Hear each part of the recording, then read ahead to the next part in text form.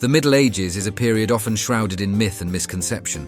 Spanning from the fall of the Roman Empire in around 500 AD to the 15th century, it is an era that is far too wide to cover in just one video. So today, let's look at a condensed period of the Middle Ages, from 1066, marked by the Norman conquest, to 1485, ending with the Battle of Bosworth. This time frame has often been misrepresented in film, TV, and also just in general discourse. So, join me today as I debunk 5 common myths about the Middle Ages.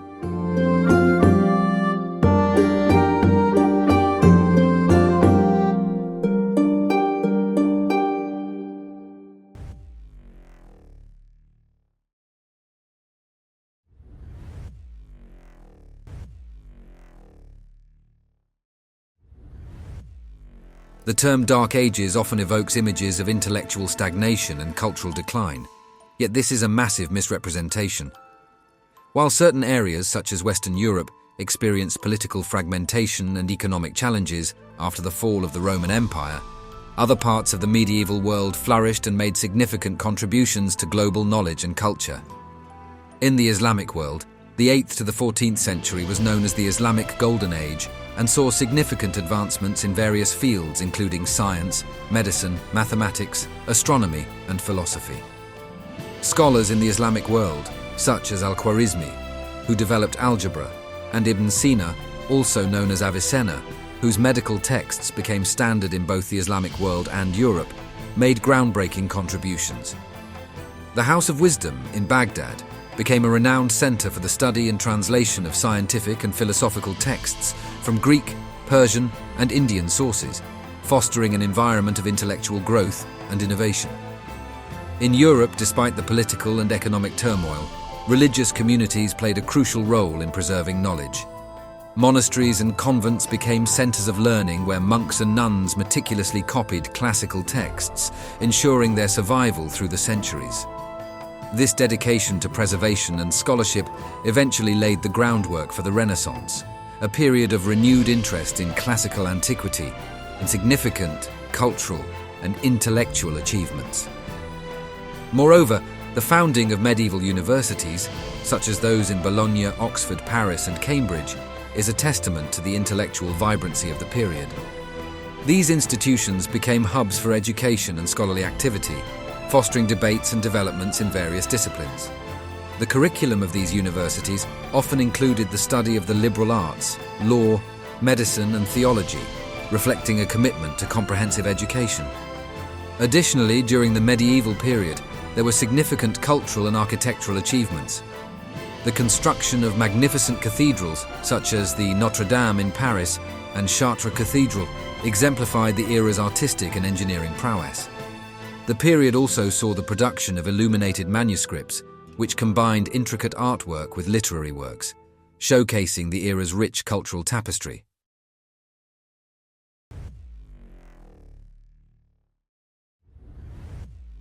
The common perception of medieval medicine as purely superstitious and rudimentary does not do justice to the complexities and advancements that actually came about during this time. While it is true that some medical practices were based on limited understanding and often intertwined with religious and superstitious beliefs, medieval medicine also drew significantly from ancient and contemporary sources, leading to a range of treatments and medical knowledge that laid important groundwork for future advancements. Medieval European medicine was heavily influenced by the works of ancient Greek and Roman physicians such as Hippocrates and Gallen. These texts provided a foundation for understanding human anatomy and physiology, albeit within the constraints of the humoral theory, which posited that health depended on the balance of 4 bodily fluids: blood, phlegm, and yellow and black bile.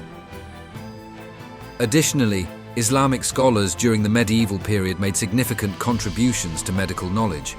Figures such as Avicenna, whose Canon of Medicine was a pivotal text, synthesized and expanded upon earlier Greek, Roman, and Persian medical knowledge. This text, along with others by Islamic scholars like Al-Razi and Al-Zahrawi, was translated into Latin and became crucial resources for medieval European physicians. Medieval medical practitioners employed a variety of treatments that included surgery, herbal remedies, and diet regulation. Contrary to the notion that surgery was primitive, medieval surgeons performed surprisingly sophisticated procedures. Trepanning involved drilling holes into the skull to relieve pressure from head injuries or to treat neurological conditions. Other surgical practices included setting broken bones, removing cataracts, and even performing Caesarean sections, though these were risky and often resulted in high mortality rates. Herbalism was a major component of medieval medicine. Physicians and apothecaries used a wide array of plants and herbs to treat ailments. Texts like the Materia Medica by Dioscorides and later the Physica by Hildegard of Bingen detailed numerous plants and their medicinal uses. Diet was considered crucial for maintaining health and treating diseases. Medieval medical theory held that certain foods could balance or imbalance the humours, which were black bile, yellow bile, phlegm and blood. Physicians often prescribed specific diets tailored to the individual's condition, emphasising the importance of nutrition long before modern dietary science. Medieval surgeons had a surprisingly sophisticated approach to wound care, using techniques to clean and dress wounds to prevent infection. Some treatments included the use of honey and vinegar, known for their antibacterial properties. The medieval period also saw the establishment of hospitals, particularly in Islamic regions and later in Europe, where care for the sick could be more systematically administered. Medical education began to formalize as well, with universities such as those in Salerno, Bologna and Paris becoming centers for medical learning.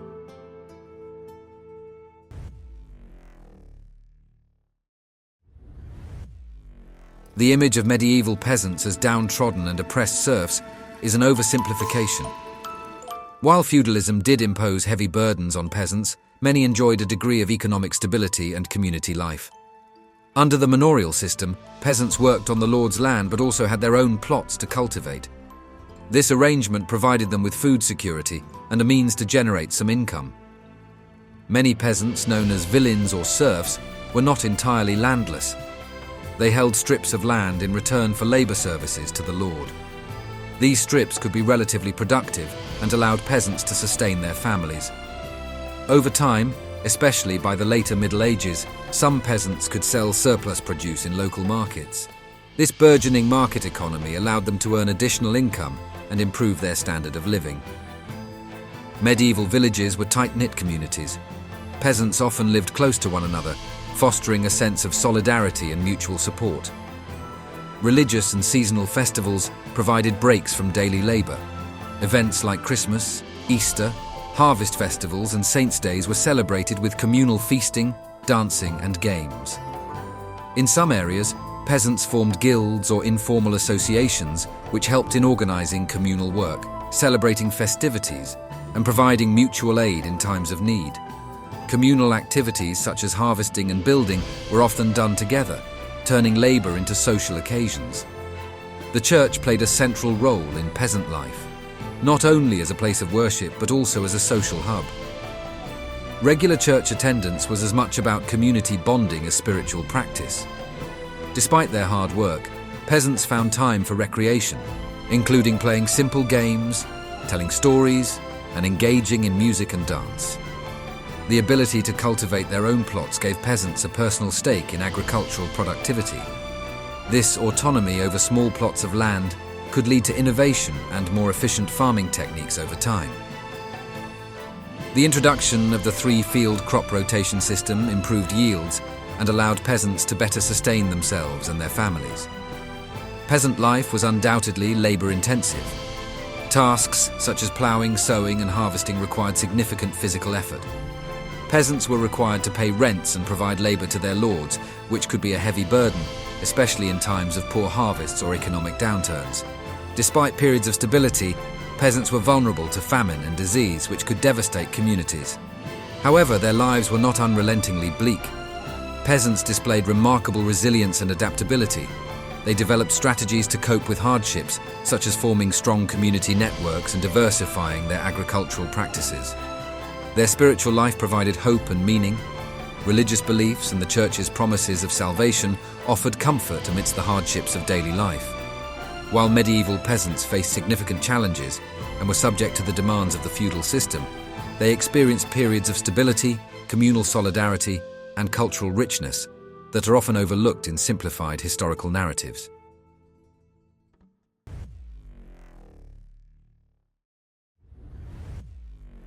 Castles are often depicted as cold, damp, and uncomfortable fortresses, a portrayal that, while partly accurate, does not capture the full picture. In reality, medieval castles were multifaceted structures serving not only as military strongholds, but also as residences and centres of administration. The great halls within these castles were adorned with tapestries which, beyond their decorative purpose, helped to insulate rooms against the cold. Efforts were made to provide warmth and comfort through various means, such as the installation of fireplaces and the construction of thick walls designed to retain heat. As time progressed, the function and design of castles evolved significantly. Originally built with defense as the primary consideration, these fortresses began to incorporate elements of luxury and comfort, reflecting the changing tastes and increasing wealth of their inhabitants. Larger windows were introduced, allowing more natural light to penetrate the previously dim interiors.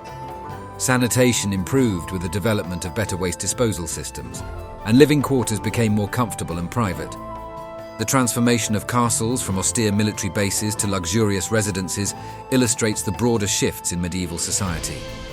As the stability of regions increased and the threat of constant warfare diminished, the focus of castle construction shifted towards creating more hospitable and enjoyable living spaces.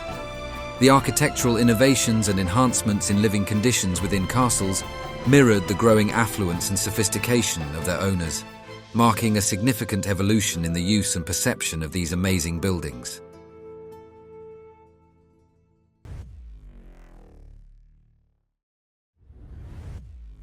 The notion that the medieval church uniformly stifled scientific progress is also a common misconception.